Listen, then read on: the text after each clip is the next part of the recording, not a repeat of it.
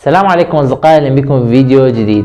نحن كبشر نستعمل أشياء حديثة ومعقدة مثل الجي بي اس أو البوصلة أو موقع الشمس أو مواقع النجوم لكي نعرف ما هي البقعة الجغرافية التي نحن موجودون بها الآن.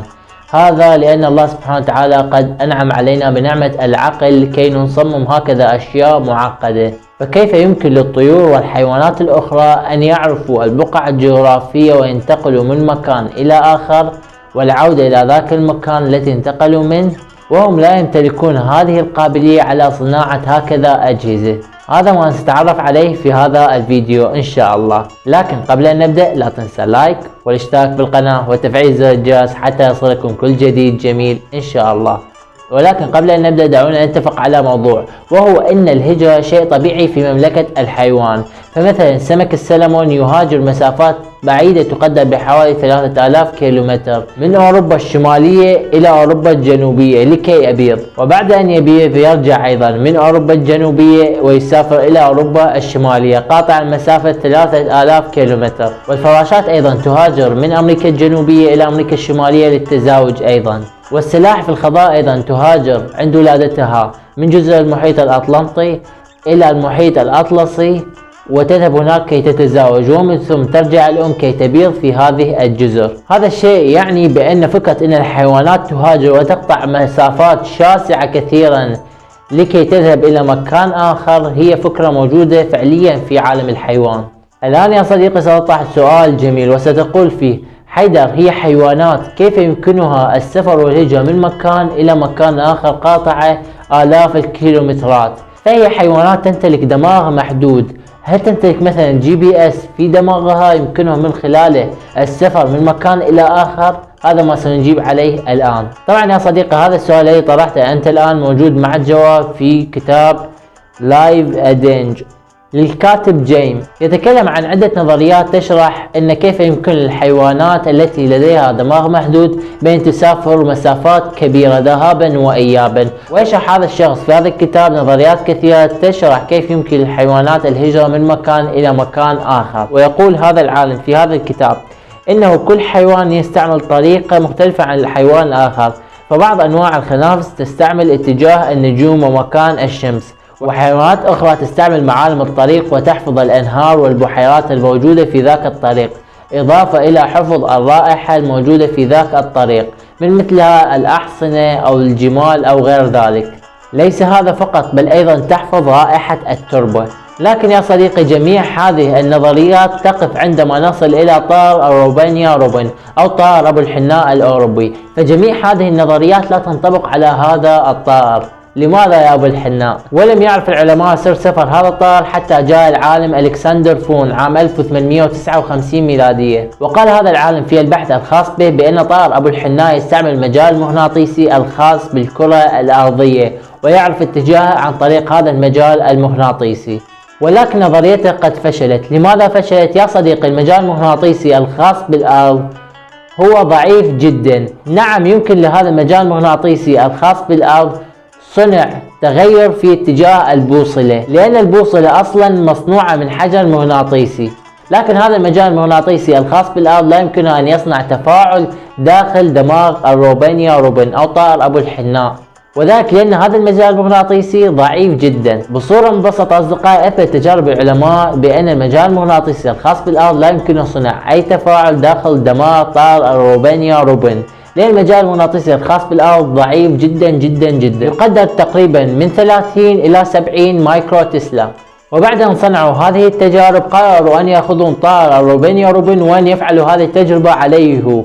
وضعوا طائر الروبانيا روبن في القفص وقاموا بتسليط عليه مجال مغناطيسي من فوق وتحت القفص، وقاموا بقلب هذا المجال المغناطيسي لطائر الروبانيا روبن. فهنا حصلت الصدمة. طائر أبو الحناء بدأ يطير عكس الجاذبية لأنهم قاموا بعكس اتجاه الأقطاب المغناطيسية. فهنا السؤال الذي حير العلماء: المجال المغناطيسي الخاص بالأرض ضعيف جدا، لا يمكنه صنع تفاعل في دماغ هذا الطائر، هذا ما أثبتت التجارب. لكن الطائر يتأثر فعلا بالمجال المغناطيسي، فكيف يصنع المجال المغناطيسي للأرض تفاعل في دماغ هذا الطائر؟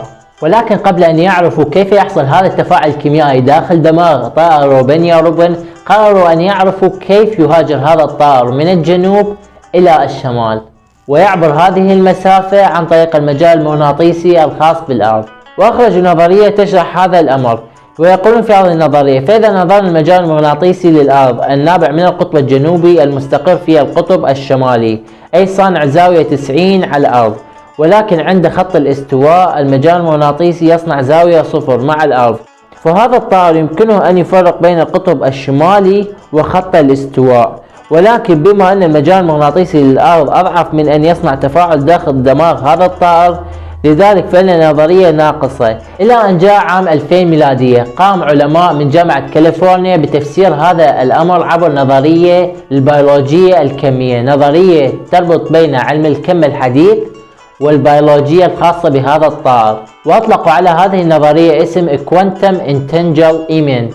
أجاب هذا البحث عن كيف يصنع المجال المغناطيسي للأرض تفاعل في دماغ طائر أبو الحناء الأوروبي. هذه النظرية تتكلم عن بروتين موجود في شبكية أبو الحناء، أي في عينه. اسم هذا البروتين كريك 2 جروم. داخل هذا البروتين هناك إلكترونان موجودان مع بعضهما، لكل واحد يمتلك سبيس عكس الآخر. وعندما يصطدم الفوتون الضوئي، عندما يدخل الضوء إلى هذا البروتين، يصطدم الفوتون الضوئي بأحد الإلكترون، فينتقل هذا الإلكترون إلى كريبتوكروم آخر خارج كان الإلكترون الأول، والرابط الذي يتحكم في اتجاه حركة الإلكترونين بقي كما هو، فالرابط مع هذان الإلكترونان بقي كما هو، فيؤثر المجال المغناطيسي على أحد هذان الإلكترونان. المجال المغناطيسي للأرض رغم كونه ضعيف جدا إلا أنه يؤثر على أحد هذان الإلكترونان، فيتغير اتجاه الإلكترون الآخر من كلوكوايز إلى أندر كلوكوايز. وأنا قد شرحت هذا الموضوع في فيديو سابق، دعونا نستحضر مقطع صغير من ذاك الفيديو. في 6 سرعات أسرع من سرعة الضوء. نعلم بأن الذرة تمتلك نوعان من الإلكترونات في أغلفتها الخارجية. مثلا أول الإلكترون الأحادي، وهو الإلكترون المسؤول عن خاصية التوصيل بالنسبة للمعادن، إضافة إلى نقل الكهرباء والتفاعل عنصر مع عنصر آخر. أو تمتلك الذرة إلكترونان متلاصقان في أغلفتها الخارجية. فالإلكترون الأحادي ليس لدينا عمل به الآن، لذلك دعونا ندعه على جهة. ودعونا الآن ندخل في الإلكترون الثنائي، أي إلكترونان موجودان متلاصقان في غلاف واحد. بالحقيقة أصدقائي، هنالك عملية داخل هذان الإلكترونان المتلاصقان، وأنه كل إلكترون من هذان الإلكترونان واحد يلف عكس الآخر، الأول كلوكوايز والآخر أندر كلوكوايز، أي الأول يلف مع اتجاه عقارب الساعة والثاني يلف عكس اتجاه عقارب الساعة، وهكذا يكونان متلاصقان. أي إذا ذهبت إلى ذرة ثنائية الإلكترونات مثلا الهيليوم وذهبت إلى مدارها الأول الذي معروف باسم S، ستجد فيها الإلكترونين متلاصقان. لو نظرت لهما لرأيت أنهما دائما حركتهما واحد عكس الآخر، الأول كلوكوايز والثاني أندر كلوكوايز. هذا يعني بأن الأول يلف هكذا مع اتجاه عقارب الساعة، والآخر يلف هكذا عكس اتجاه عقارب الساعة. وطالما أن المجال المغناطيسي للأرض يؤثر على الإلكترون الأول الموجود خارجا، ويؤثر عليه من اتجاه عقارب الساعة إلى عكس اتجاه عقارب الساعة، فالإلكترون الثاني المتصل مع خلية أخرى يحدث تفاعلا كيميائيا في تلك الخلية. فإذا هذان الإلكترونان يؤثران على التفاعل الكيميائي داخل هذا البروتين بشكل كامل. فالعملية الكيميائية التي تحصل فيها البروتين الأول الذي فيه الإلكترون الأول تحدث عكسها في البروتين الذي فيه الإلكترون الثاني، لأنه يعمل بعكس اتجاه الإلكترون الأول. قد شرحت هذه النظرية إن الطائر يكون لديه صورة عن المجال المغناطيسي الخاص بالأرض، فيعرف ما هو الجزء الشمالي والجنوبي ويكون صورة لهذا المجال داخل رأسه. فعندما تبعث هذه التفاعلات الكيميائية إشارات كهربائية للدماغ الخاص بالطائر، تكون هذه الإشارة الكهربائية كما لو أنها تقول للطائر: أنت بعيد الآن، اقتربت جدا، هوب وصلت الآن. فهو لا يتذكر شكل هذه المناطق لأنه ولد في غير منطقة، وهذا الشيء جميل صح؟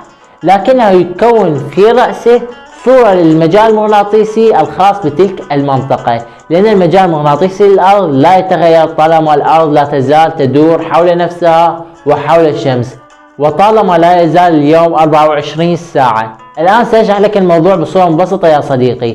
الإلكترونات الموجودة في شبكية طائر أبو الحناء تكون حساسة للمجال المغناطيسي للأرض، فتعرف القطب الشمالي والجنوبي والوسط عن طريق التفاعلات الكيميائية الموجودة داخل رأس هذا الطائر، والتي تحصل نتيجة تغير اتجاه الإلكترون عن طريق الفوتونات الضوئية الداخلة إلى الشبكية.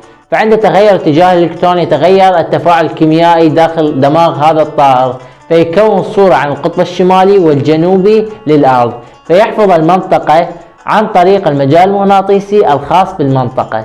أتمنى بنهاية الفيديو يا أصدقائي تكونون استفادتم من هذا الفيديو. دمتم في أمان الله. وبنهاية الفيديو أحب أن أقول لكم اكتبوا لي في التعليقات سبحان الله والحمد لله.